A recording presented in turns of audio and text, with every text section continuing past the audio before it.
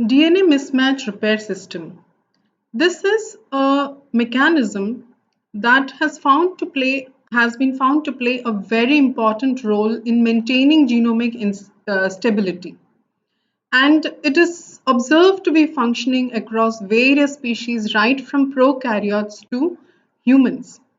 Its main role has been in correcting mismatch bases that have been formed because of the process of replication. Uh, the mismatch repair is abbreviated to MMR, and this section is going to focus on the MMR mechanism, especially in prokaryotes, with E. coli as the model organism. So let us look at what are the outcomes, the learning outcomes of this section.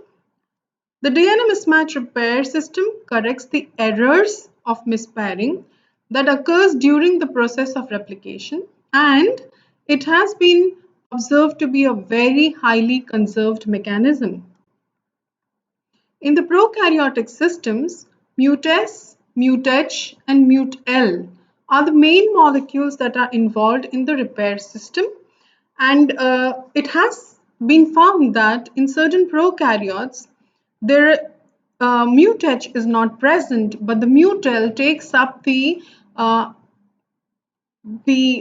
job of the mutH as well. And so what we are basically trying to understand is that there can be variations, but the overall mechanism is a conserved mechanism. The challenge that the mismatch repair system has is to ensure that it repairs the errors before the replication is complete.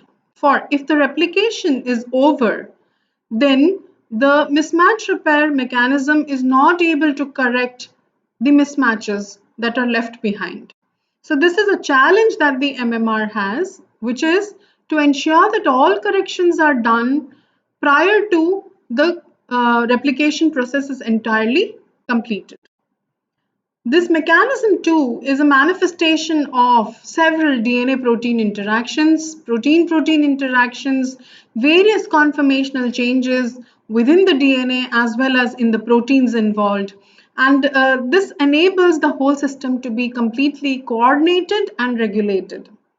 What is most important, of course, is that it prevents mismatches from becoming a permanent mutation.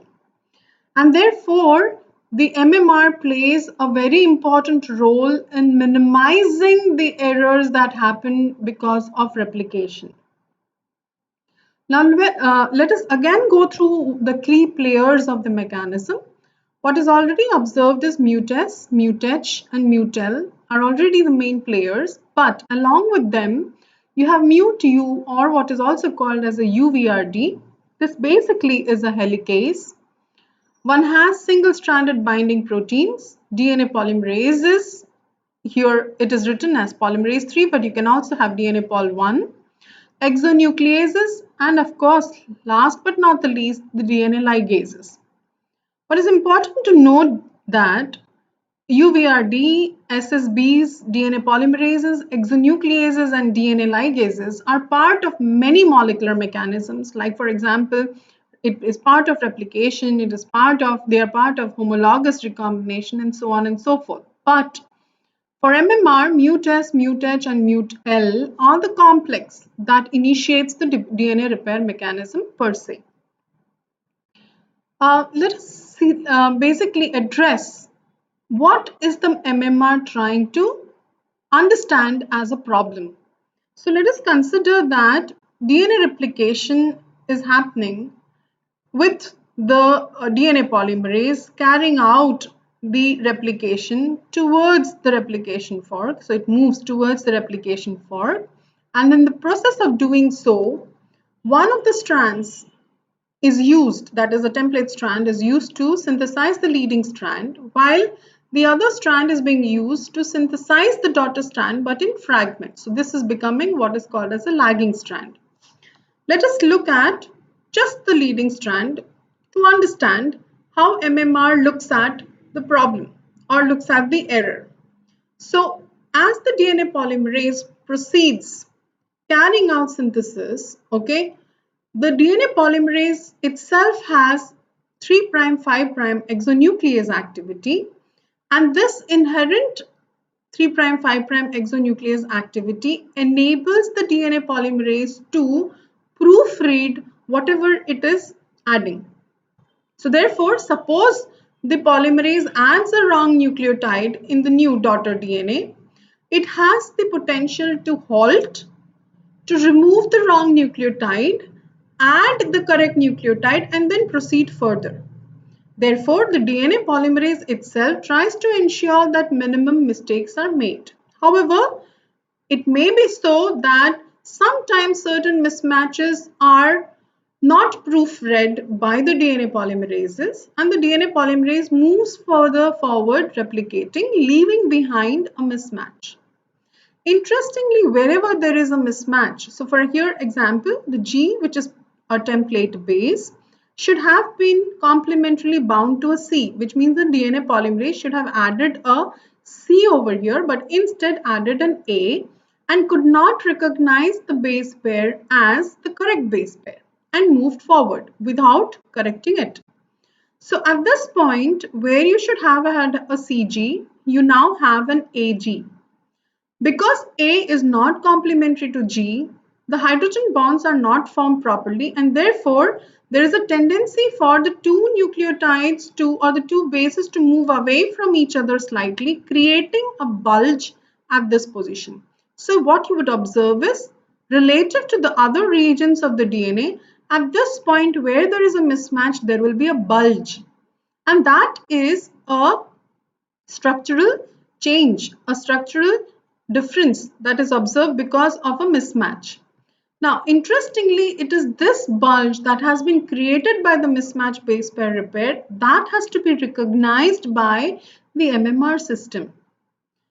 So, let us now look at what in the MMR system is able to identify the mismatch. And what has been observed is that it is the mutase which is able to identify the mismatch. So therefore, let us understand and look at the structure of the mutase to see how it is able to do this. The mutase per se is a homodimer. So when one says homodimer, it means that it is made up of two monomers. So this is one monomer and this is the other monomer. And the two monomers come together to form the homodimer. When we use the word homodimer, we are trying to say that structurally both the monomers are identical. And going into a little fine detailing of the structure of the mutase, what is observed is both the monomers have 5 distinct domains. So let us look at the domain 1. This domain 1 is basically also called as the mismatch binding domain. And it has a structure that enables the mutase to bind to a mismatch in the DNA. So as you can see, the DNA is attached right at this domain, and it is attached probably here. There is a mismatch and it is bound, or it is interacted with the mismatch. Now what is observed is that there is the second domain, which is a domain of the mutase that can interact with the next molecule in MMR, which is mut-L. You see, you have a domain here and you have an identical domain here. Both these domains are able to bind to mut-L. So effectively, the mutase can recruit a mut-L. So a mutase mut-L complex can be formed because of the domain 2. We come to the next important domain, which is domain 5. And this domain 5 is again a very interesting structure where the monomers come together to form a very composite structure, and this composite structure has important features. One of the important features that it has is that it has a structure that is conforming to the ATP binding cassette superfamily. And so effectively, this domain 5 is a nucleotide binding domain. And it is specifically ATP that binds to it because it is a member of the ATP binding cassette family. So here, what is to be noted is that because it is a member of the ABC family, this structure is able to bind to an ATP. That is the first thing. So that it is able to bind to the ATP and that it has an inherent ATPase activity which allows the domain to hydrolyze ATP to ADP. Now both these are important. That is, the domain binding to ATP can bring about a conformational change and the hydrolysis of ATP to ADP can bring about another conformational change. So these conformational changes can give attributions or implications on the functionality, or it can bring an important sequential progress towards the functioning of the mutase per se. Interestingly, another feature that is present in this composite structure is the presence of a helix-turn-helix motif. And it is this helix-turn-helix motif that allows dimerization of the two monomers. So it is at this point that the two monomers have come together to form the homodimer. So this domain is very important, and this domain is separated from the mismatch binding domain by a distance of 70 angstroms. Now, what is also important is to note that there are two other domains, that is domain 3 and 4, which are made up of several alpha helices. And these two domains play a very important role in relaying a conformational change in an MBD to a conformational change in domain 5. In other words, if there is a change in the conformation in the MBD, that change in the conformation will allow a change in the domain 5 because that conformational change has been propagated to domain 5 through 3 and 4. Effectively, what we are trying to look at is a change in the MBD can bring about a change in the NBD. Okay, this is something that is very important for the functioning of the mutase per se. Now, but let us look how mutase is identifying the mismatch. So let us consider that you have a DNA with the mismatch, okay? Where you have the mismatch, there is a bulge, okay? And the mutase is able to clamp onto this mismatch. So it is able to recognize the bulge and clamp at that point. Now, clamping is not just the only thing that it does. What is now going to happen is that after clamping at the bulge, the mutase is going to have a more intimate interaction with the mismatch. So, in the process of interacting more strongly with the mismatch, this mismatch is accentuated further. So basically what is going to happen is that the mutase on interacting with the mismatch directly will be, and the interaction is through the minor groove of the mismatch base pair. So the minor groove getting affected will affect the major groove of this mismatch, and because of that you would have the DNA kinking at this site. Many studies have shown that the kink that is formed is reportedly about 60 degrees variation from the original, and so you see a bend that is forming. So therefore this is what we understand by accentuating it further, which means that effectively the mutase is saying, I have identified a big mismatch through its bulge, and I'm confirming that it is a mismatch by interacting with it and marking the position by creating a kink. So this is basically trying to say that this part of the DNA which has been kinked is having the mismatch. So the question that comes up is, how is this possible, or how is the mutase enabling this?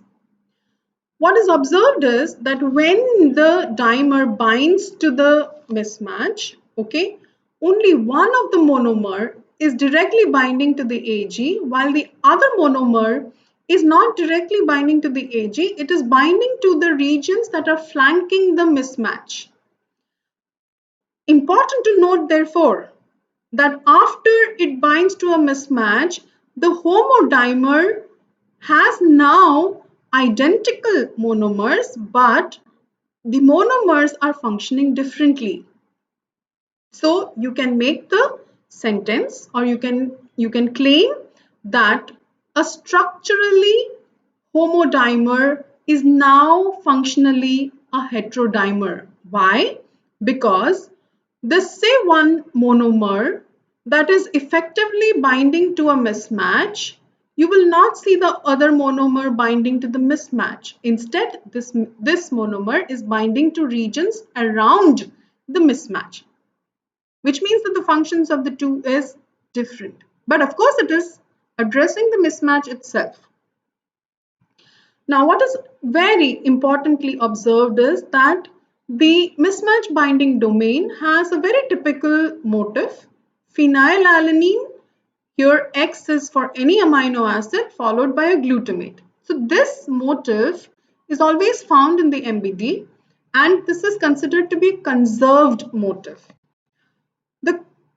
The reason for calling it a conserved motif is because a lot of studies have been carried out where there have been purposely introduced a change in the amino acid in this motif. So, say for example, the phenylalanine is replaced by an alanine. Okay. Now, what has been observed is when there is a change in this. So again, please note that in this conserved motif, phenylalanine is more conserved than glutamate. And so any change in the phenylalanine is going to definitely bring in a change in the function of the mutex per se. Now, what is the implication of the change? What has been very clearly observed by these studies is that suppose phenylalanine is replaced by alanine, then the mismatch binding domain is no longer able to effectively interact with the mismatch. And since it is not able to effectively interact with the mismatch, the MMR is not able to carry out the repair itself. That means the efficacy with which the MMR functions in identifying the mismatch has lost because the phenylalanine has been replaced by alanine. So effectively what we are looking at is that the phenylalanine that is present at the 39th position of the MBD domain is able to stack into the mismatch through the minor groove, and on stacking with the minor groove mismatch basis, the glutamate is now going to form a hydrogen bond with the mismatch base pair. So very importantly, what is clear is that the protein is now in an interaction with the DNA. So you have a very clear protein DNA interaction thanks to this motif. And because the stacking is happening through the minor groove, that stacking is what is creating or responsible for forming the kink. And it is basically the mutex trying to say, this is where the mismatch is, because it has been able to interact with the mismatch base pair through its phenylalanine and the glutamate. And therefore, now this dimer is no longer symmetric, it is completely asymmetric.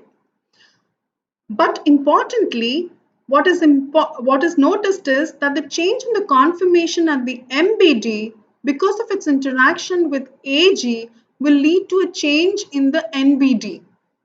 If you remember, while looking at the structure of the mutex, what was clearly mentioned or clearly observed is that any change in the conformation in the MBD through the domains 3 and 4 can get propagated to the NBD, and therefore the conformation of the NBD will change. Now, this change that will happen in the NBD will bring in a conformational change that will lead to its ATPase activity becoming active and being able to hydrolyze ATP into ADP, which in other words says that the mutex DNA complex that is formed is stabilized further because of ATP getting converted to ADP.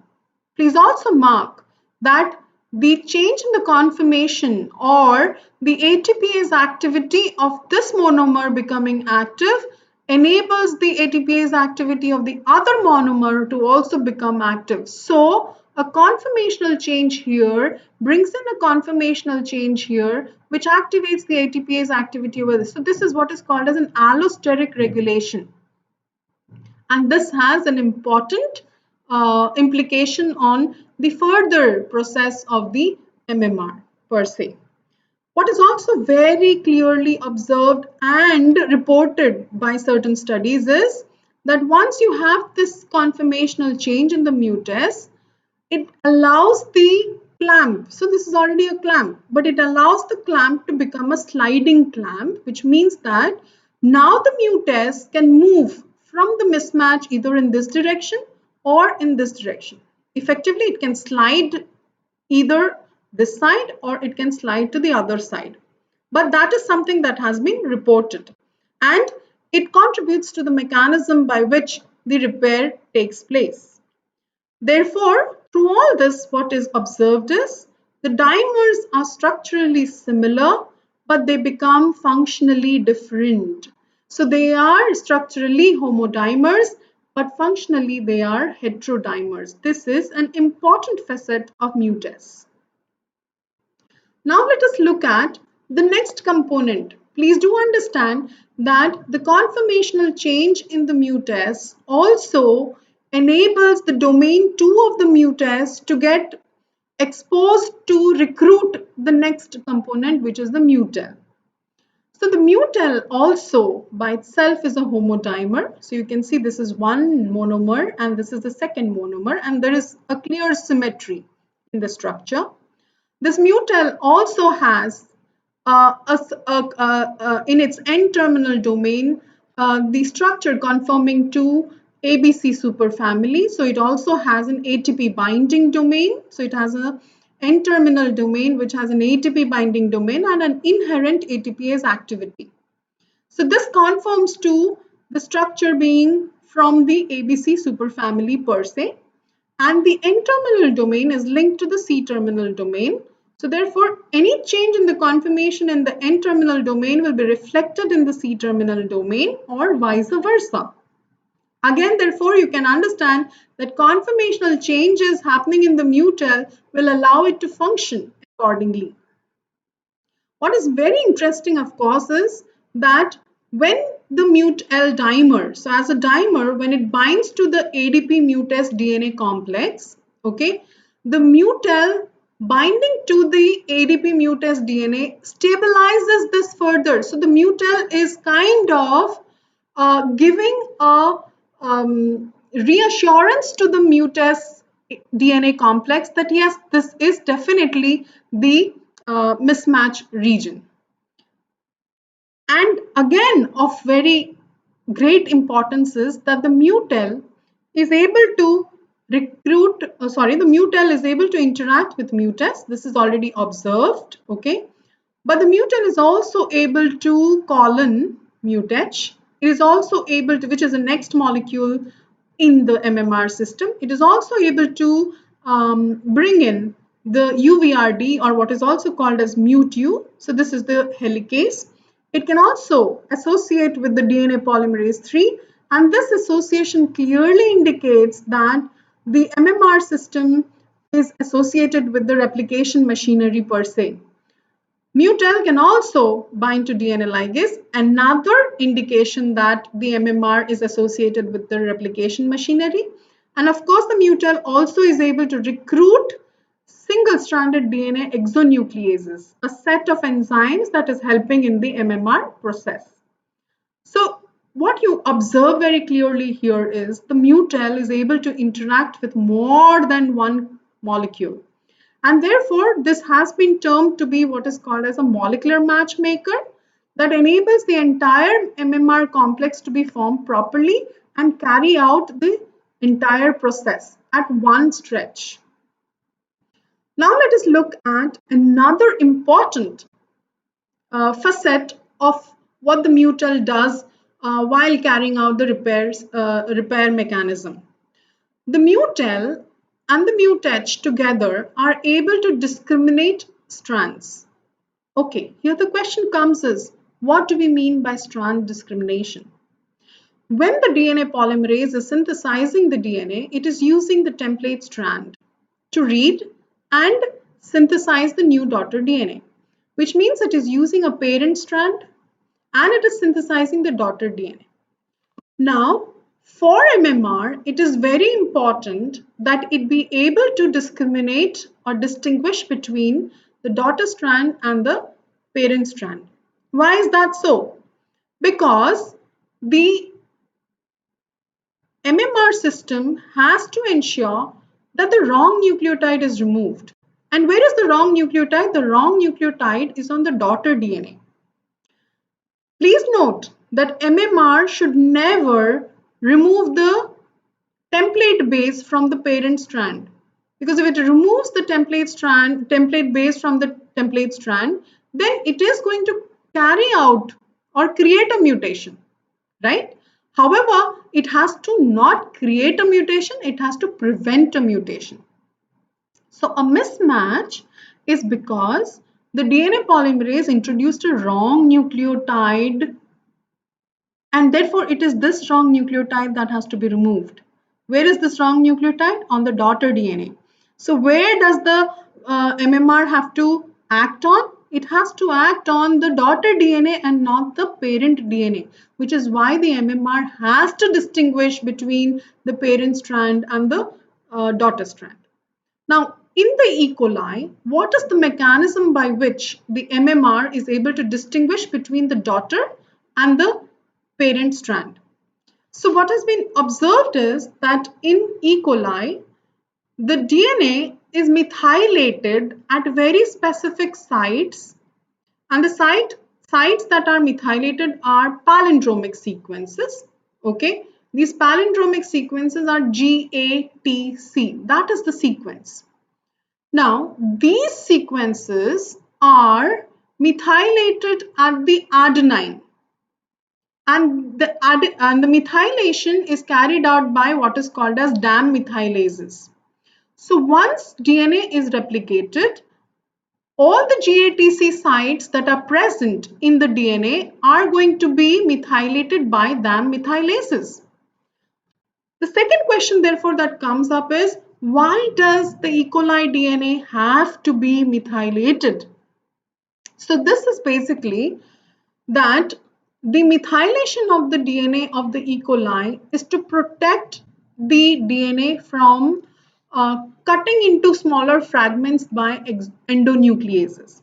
So there are several restriction endonucleases that are present in the E. coli that can cut a foreign DNA into pieces, right? But the DNA of its own is protected from its cleavage because the site at which the restriction endonucleases can cut, which is the GATC palindromic sequence, that GATC palindromic sequence is modified or methylated, and a methylated GATC cannot be recognized by the endonuclease, and therefore it is not going to be cut. To make matters simple, a methylated DNA will not be broken down by endonucleases, but a DNA that is not methylated will be broken down by endonucleases. So therefore, to maintain the integrity of the DNA, the E. coli methylates these positions where the endonucleases can cut, thereby preventing and protecting its own genomic DNA. So effectively what we are looking at is therefore the strand discrimination has to happen based on this, or the MMR makes use of this fact that the GATC sequences are methylated in the DNA. Now, GATC being a very small sequence can be found in the genomic DNA several times. And therefore, these GATC sequences are methylated all over the genomic DNA. So, which means that we are looking at a possibility that this mismatch will have a GATC sequence this side of the mismatch, and you can also have a GATC sequence the other side of the mismatch. because every few hundred base pairs you will have GATC present, and those GATCs are methylated. When the DNA replication is being carried out, okay, the daughter strand that is formed will, based on the methylated GATC, have a GATC formed on the daughter strand as well, but this GATC is still not methylated by the DAM methylase. So effectively you are looking at the daughter strands still do not have their GATCs methylated, while the template strands have their GATCs methylated. So what is the MMR taking advantage of? The MMR is taking advantage of the fact that before the GATCs in the daughter strand are methylated, it has to find out those sites where there is no methylation, and that is the site that it uses to discriminate between the daughter and the parent strand. Now, please consider here, when you have the mutase accentuating the DNA at the place where the mismatch is, you can have the mutel coming and binding to either this side of the mutase, because this monomer has the binding domain 2 to bind to the mutel, or it can also bind to the other side because this monomer also has domain 2 to bind to the mutel. It binds as a dimer and the dimer has ATP, right? Now, let us consider over here that the mutel has bound to the mutase through this monomer of the mutase, and now this mutel will recruit a mutH. What is this mutH? The mutH is a type 2 restriction endonuclease, and this mutH, being an endonuclease and that to a type 2 restriction endonuclease, is not able to cut the DNA anywhere and everywhere. It will cut the DNA only at specific sequences in the DNA. And this mutH is able to cut the DNA at hemimethylated GATCs. So we will understand what we mean by that. Say for example, you have a GATC sequence in the template strand which is methylated over here, or you can also have a GATC sequence on the other side of the mismatch which is methylated. Now let us look at this. The template strand has its GATC modified at its adenine, but the daughter DNA is not yet methylated at the A. So in this conformation, okay, this is what is called as a hemimethylated GATC palindromic sequence. The mutH is able to recognize only these hemimethylated regions and cut over here at this GATC region. So the endonuclease is able to cut, I'm repeating, at the hemimethylated regions of the E. coli. Where hemimethylated? Only at the GATC sequences. So what we observe therefore is that we are looking at a model where after recruiting the mutH, this part of the DNA which has the hemimethylated GATC is brought closer to the mutH by looping the DNA. So now what happens is that the mutH is bound to the hemimethylated GATC region. This mutH will only be able to cleave the GATC of the daughter strand, but not that of the parent strand. Why? Because the parent strand GATC is masked by the methyl group, and so the mutH will not cleave the template strand, but it will only cleave the GATC at the daughter strand. So you can effectively see how MMR is ensuring that whatever action it has to take, it is taking only for the daughter DNA and not for the template strand, and correctly so, because it doesn't have to correct anything on the parent strand, it only has to correct the wrong nucleotide on the daughter strand. Just going a little into detail on the mutH per se. The mutH is a monomer, and this mutH in the cells are in its inactive form. Rightly so, because if it were to be present in the active form, it would go and cut any hemimethylated GATC. But that is not what the MMR wants. The MMR wants that the GATC is cut only when it is in proximity to a mismatch. Why cut other GATCs if there is no mismatch? So the MMR ensures that the mutex is able to cut a GATC, hemimethylated GATC, close to the mismatch, either this side or the other side. So effectively what is observed is that when the mut-L recruits the mut-H, due to the protein-protein interaction, there will be a conformational change in the mut-H, which enables the mut-H to become partially active. And when this mut-H binds to the hemimethylated GATC region, it becomes fully active and forms a cut over here. So this is how the mut-L mut-H together is bringing in a cut only on the daughter strand and not on the template strand. This is very, very important. Also, one has to take note of the fact that the two strands after replication eventually will become methylated at both the daughter and the parent strand. So before the dimethylase comes and methylates this, the MMR has to act. So it is a challenge for the MMR to ensure that whatever correction it has to make, it makes before this region is methylated. And that is why an MMR has to function before the replication is complete. Because if the replication completes, what is going to eventually happen is that both the strands are going to be equally methylated to protect the complete DNA from restriction endonucleases. Now, interestingly, this that is formed is a static model.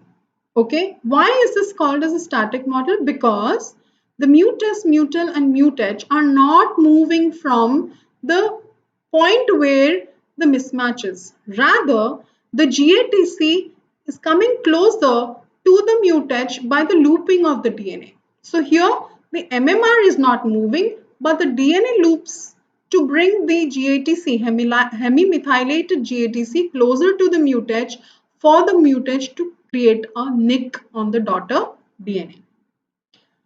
But what has been reported after many studies is three different models. Okay, one model which we have already looked at is the static model, where the mut-S, mut-L and mut-H do not move away from the mismatch. Okay, model 2 looks at the mut-S coming and binding to the mismatch, recruiting the mut-L and the mut-H. But after recruiting the mut-L and the mut-H, it moves away or translocates itself from the mismatch, ensuring that it is still marking the mismatch by looping out the mismatched DNA. And the movement is to ensure that it is able to move to a GATC, hemimethylated GATC, to make a cut. So where here the DNA loops to bring the GATC closer to the MMR, here the MMR goes to the GATC and makes a cut, but ensuring that the mismatch is looped out and still marked. This is the translocation model. The third model is what is the molecular switch model. Here too, what is being observed is that after the mut-S binds to mut-L and it becomes a sliding clamp, it can go away from the mismatch towards the GATC. And in this, what is observed is that the mut-H is already bound to the GATC region. Okay, so only when the mut-S, mut-L comes and binds to the mut-H over here, the mut-H becomes active and cuts. So here the difference between this and this is that here you have a complete MMR complex of mut-S, mut-H and the mut-L moving to a GATC sequence, whereas here you have the mut-S and the mut-L moving to a mut-H that is already bound to the GATC but not active. So the mut-H is not active. It becomes active only when the mut-L binds to the mut-H. And once the cut has been made, the mut-L and the mut-H comes back to a region very close to the mismatch. This is what is the molecular switch model. So either of the three is a possibility, or either of the three is a proposed mechanism for the MMR to carry out repair. Now let us move forward to see what happens next. So the next job of the MMR is to ensure that the wrong nucleotide is excised. So we will look at how that is done. So once you have the mutage forming a nick at the GATC, hemimethylated GATC, the mutel recruits the next molecule, which is the MUT-U, or what is also called as a UVRD. That is a helicase basically. So once the helicase, so now let us focus only on what helicase does. Keeping in mind that this is in place or this is there. But to just understand what is going to happen next, let us look at that at the place where the nick has been formed, the helicase comes and binds. And from this nick point, from this point where there is a cut in the daughter DNA, the helicase displaces the daughter DNA from the template strand. The moment the daughter DNA is displaced by the helicase, and it continues to do so, okay, beyond the mismatch that it has to do, and once it goes beyond the mismatch, then it can fall off. But as soon as the displacement of the daughter DNA happens, the template strand is being bound to by several single strand binding proteins. We all know that single strand binding proteins are going to assemble at single strands to cooperative binding, and that is necessary because it will protect the single stranded DNA formed from endonucleases again. You should not have the template strand being damaged by having cuts in the single strand. So single stranded binding protein will come and bind to this template strand and protect the template strand. Now, what happens next is that as the DNA helicase is continuing to displace the daughter DNA towards the mismatch, you would have at the terminus of the displaced daughter DNA a single strand DNA exonuclease coming and binding. See, this is the 3' 5' strand. So therefore, the daughter is the 5' 3' strand. So when the nick was created over here, this becomes the 3' OH. And this over here is the 5' end because of the nick formed. So this exonuclease that comes and binds to the 5' end of the single strand DNA, the 5' 3' exonuclease begins to cut the daughter DNA slowly. As the helicase moves, this is getting shorter and shorter because the single strand DNA exonuclease now is cutting away the daughter DNA. So at a point, you will find that as the helicase moves forward, the single-stranded DNA exonuclease is also coming and going to cleave off or remove or excise the wrong nucleotide that is present in the daughter DNA. Exonuclease means cutting only from the ends. And so this exonuclease is a 5' 3' exonuclease. So with this, effectively what is going to happen is once the helicase moves off and there is no longer a single strand, the single strand DNA exonucleases will also move away because it cannot cut double strand DNA and the helicase is not there to unbind it further. So when the two leave, what you have is now a gap in the daughter DNA. But the gap has ensured that the wrong nucleotide has been excised. Next, what comes in is the DNA pol that will use the 3' OH of this existing DNA and it will fill up the gap. Correct? So this new daughter DNA is being formed, and as it synthesized the new daughter DNA, it added the correct nucleotide. So here now you don't have any longer a bulge because instead of A, what the DNA pol added was a C. So the wrong nucleotide base pair has been, or the mismatch has been corrected. But the DNA pol is not able to seal the DNA because it cannot add a phosphodiester bond to existing nucleotides. So therefore, the mutel will recruit DNA ligase, and the DNA ligase is going to seal the DNA. So effectively, what you are going to have at the end is the complete strand, double strand with the correct base pair. So this is how the MMR excised the wrong nucleotide and added the correct nucleotide by using DNA helicase, single strand DNA exonucleases, DNA polymerases, and DNA ligase. What we should also understand is that there is a possibility that if the mutal binds to this monomer, correct, rather than this monomer, then this mutal and mutate will seek a GATC sequence this side. But it can do so. The DNA will be looped out here. In such a scenario, what is going to happen is when the nick is formed over here, this is going to be the 5' phosphate end and this is going to be the 3' OH end. So the exonuclease that will have to be recruited when the cut is on this side of the mismatch will have to be a 3' 5' exonuclease. See, in the earlier case, this was a 5' 3' exonuclease, while in this case, it has to be a 3' 5' exonuclease, and the helicase 2 also has to move in the 3' 5' direction.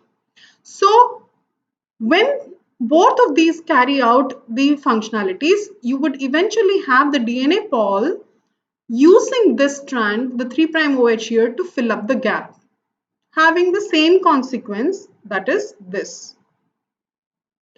Now, therefore, let us conclude. Understanding the E. coli MMR has shown that the repair is strand specific. It will correct whatever is wrong only on the daughter strand. It has to ensure that it removes the wrong nucleotide and not the correct nucleotide. See, the correct nucleotide is on the parent strand. The MMR can proceed in both directions of the mismatch. So it can either proceed on one side or it can proceed on the other side. MMR has been observed to have a broad substrate specificity.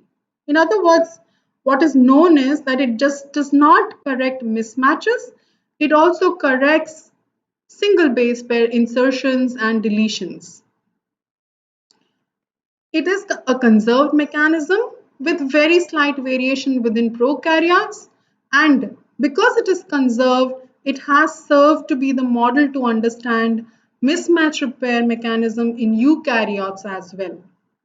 Therefore, mut-SLH of the MMR in the E. coli are able to minimize errors during replication by many folds with its precision of discriminating the daughter strand from the template strand and excising the wrong nucleotide. Thank you.